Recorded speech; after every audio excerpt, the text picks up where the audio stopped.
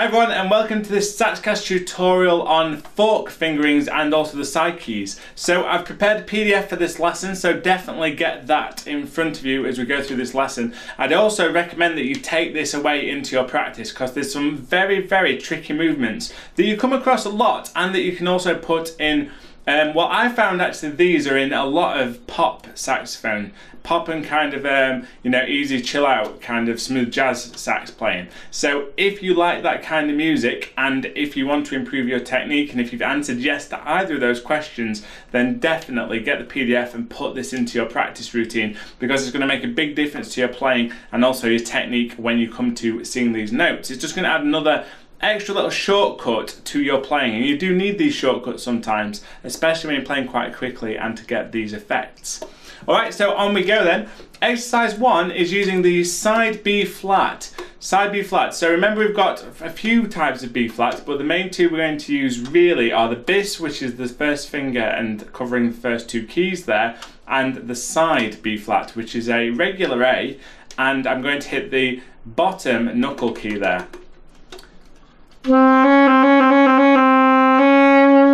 Notice how my hand is just simply flattening. It's almost at the wrist. The movement there in my right hand is actually at the wrist.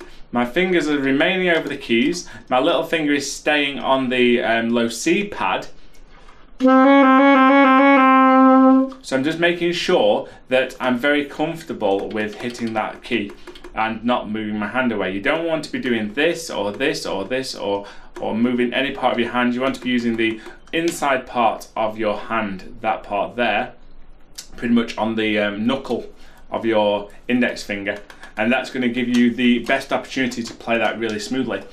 Whereas this first exercise is just getting used to playing that side fingering. All we're going to do is just take a nice steady tempo. You can make this tempo as fast or as slow as you like. I highly recommend using a metronome during this so you're keeping this consistent. But you're going to double the speed each bar. So if you look at the exercise here, we start off with just A, B flat, but we're going to go 1, 2, 3, 4. 1 and 2 and 3 and 4 and 1 E and a 2 E and a 3 E and a 4 E and a. So we're going to move through it like that. I play this smooth as well. If you want a good tonguing workout, then slow this down and tongue it. But in this video, for the sake of this video, we'll just go through it relatively quickly slurred. Are you ready? If you want to join in with me, you can do. If maybe this is your second or third time watching this video, yeah, probably join in. Here we go. 3, 4.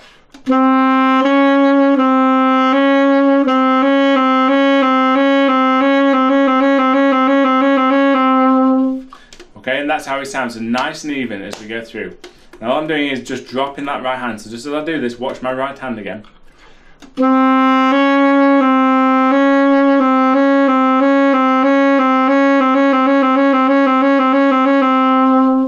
On to exercise 2 then, and now this is all about flicking off this A sharp to B really quickly. Remember that A sharp is the same note as B flat. A sharp and B flat are exactly the same note. So we're going to flick off the A sharp to B really quickly like this.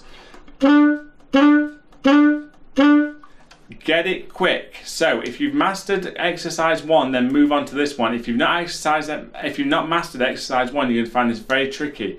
So you might want to do it slower, but the aim is that the A sharp doesn't even interfere with the first beat, or any of the beats in fact.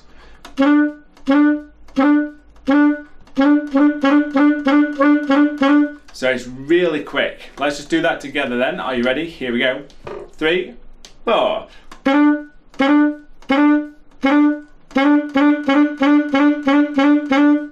Again. 3, 4.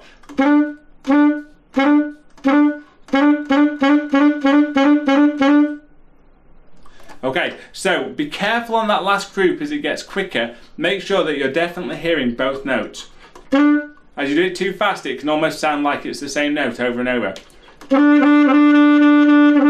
So it gets kind of scrappy like that. So make sure you're doing it slow enough to get used to hearing both tones there. Okay, so then we're going to have another practice if we move on to exercise 3 here. You'll see that actually this time we're going the opposite way around. We're going to go from B natural to B flat instead of A sharp to B natural. So really it's the same thing, just flipped around. So we go B natural, B flat. Same principle. So you've got to be able to do this in both directions. That's the awkward thing here. Here we go then. Ready? There's exercise 3. 3, 4.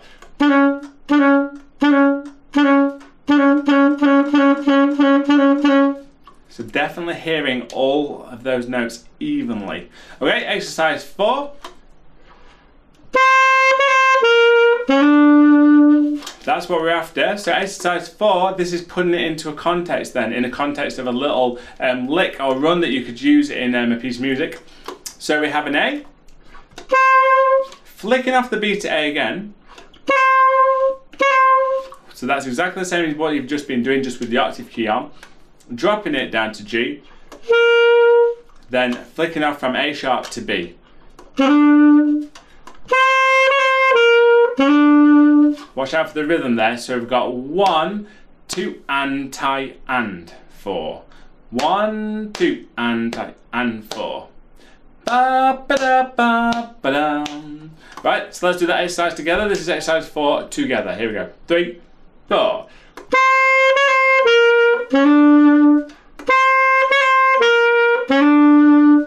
Okay, so I recommend you go over these exercises multiple times. Again, slow them down, listen to this video, make sure you're really aware of the rhythms, and make sure you're flicking off those notes quickly. It's very important.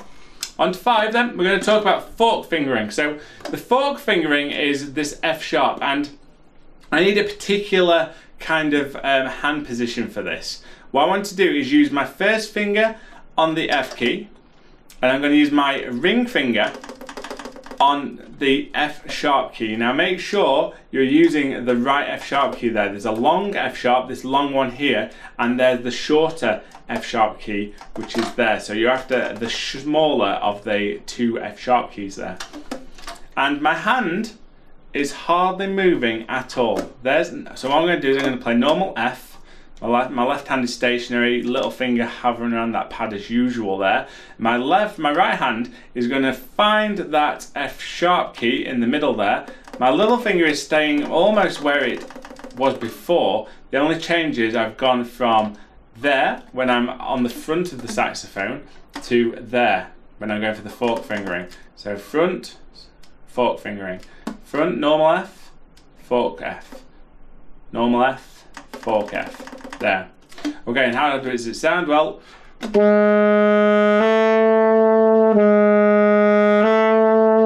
so if you've got your sax handy, give that a little wobble now, try and find that note out. Make sure it's a little key. Have a look down there, see, a little key, big key, little key. If you've got an older saxophone, you may not have a big key, just as a little side note there. You may not have the long F sharp, which is the tall one. You might just have this key could be a pearl key or a metal key like mine is.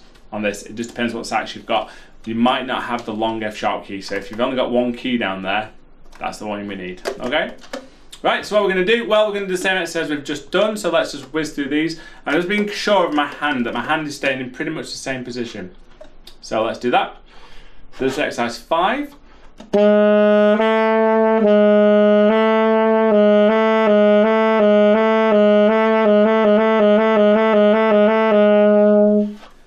Okay, so I'm just keeping it nice and even. Number 6, we're going to do the Aki Aki Chora again. So remember, the Aki Aki Chora, you're going to play as fast as possible. And Aki Aki Chora does not affect the note itself. Ba-dum, ba-dum. So I'm aiming for that just before the beat. Ba-dum, ba-dum. Ba-dum, ba-dum.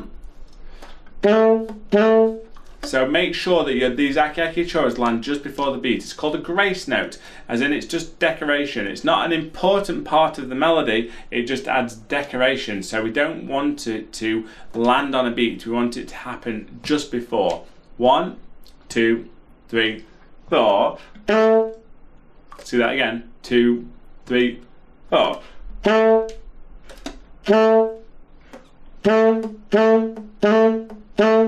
Okay, Aki Aki Chora, played as quickly as you possibly can. So this video is all about getting faster on those notes.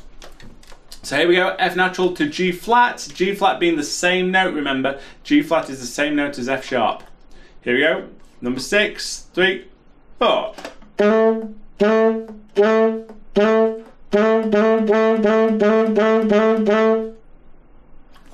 Nice, did you get that?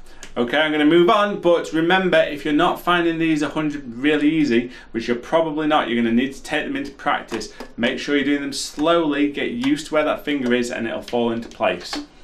Number 7. Going the other way around this time, so we've got F sharp, so we're going from the fork fingering straight to F natural. So make sure you're on your fork fingering already, then you go to F natural. Here we go, 3, 4.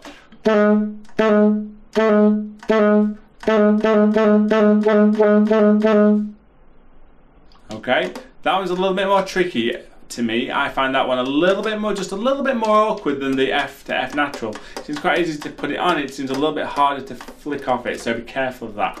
Okay, into a little run then. We've got 2 with the octave key on, 1 without the octave key, and then jumping to an A here in number 8. So it sounds like this.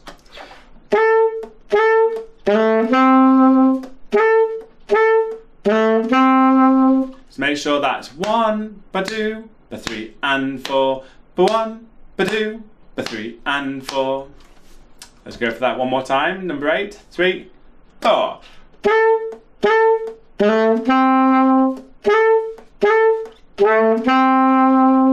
Good stuff. Number 9, side C. Now side C, this is very useful. We use this a lot. Again, look at my hand position. There's me playing B flat. I've got an A up here and B flat I'm sliding with that key. I'm just pressing that key down.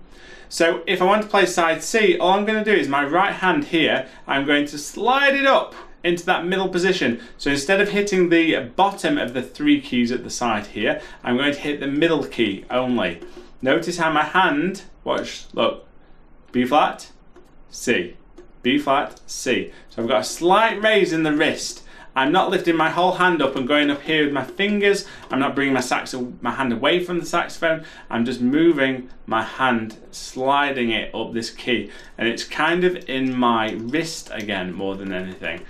My elbows are more or less tucked, not properly tucked into my body, but my elbows are actually quite close to my body. I'm not using my whole arm because that's so slow. But if you get your wrist in the right position, then you can just wobble that thing like that. Okay? So just how it sounds.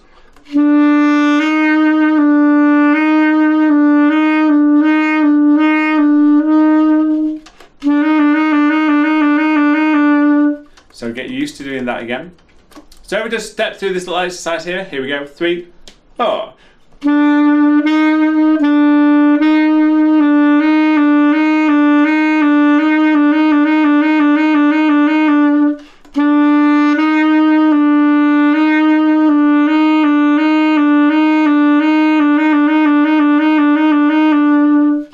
Lovely. Okay, moving on.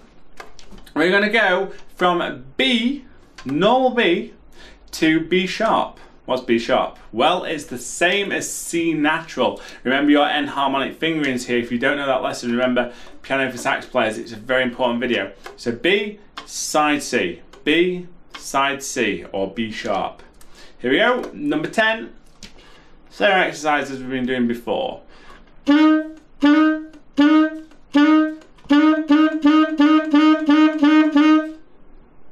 One more time.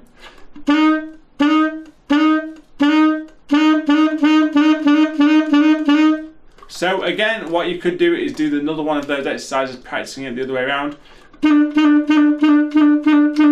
Coming off the side C to normal B. Very useful fingering if you're going from side B to C very quickly, or want to just put a little flick in there. Sounds quite cool in exercises, sounds quite cool as a little thing for your improvisation as well. Flicking off these notes, just adding a little bit of decoration. Last one, little exercise then, number 11. So.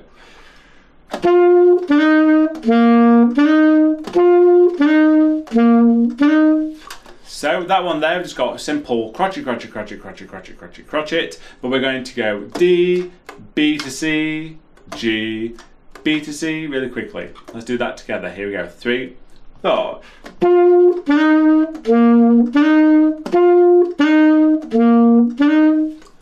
Alright, okay. So those are the extra fingerings, so I definitely recommend you start to put those into your practice. So you've got side A sharp or B flat, you've got side C or regular side C or B sharp, and also fork F and F sharp, which we've done before in a chromatic scale. So you should definitely know those and use them in your arsenal and implement this into your practice to get some practice actually at them. Sometimes you don't come across them in pieces for whatever reason. It could just be that you're not playing these quick notes at that moment. You don't play them for a while, then when you do come to them, they cause you a world of pain, and we don't want to live in a world of pain. So what do? We preempt it and play these early on, get them in your practice, and I promise they'll make a big difference to your playing. Alright then guys, catch you later. Enjoy that PDF, it's down below this video if you can't find it, and I shall catch you for another sax lesson at a later date. Thank you very much guys, see you. Any problems, questions, comments, just down there, I'll get back to you. Alright guys, thanks for watching, bye, see you next time.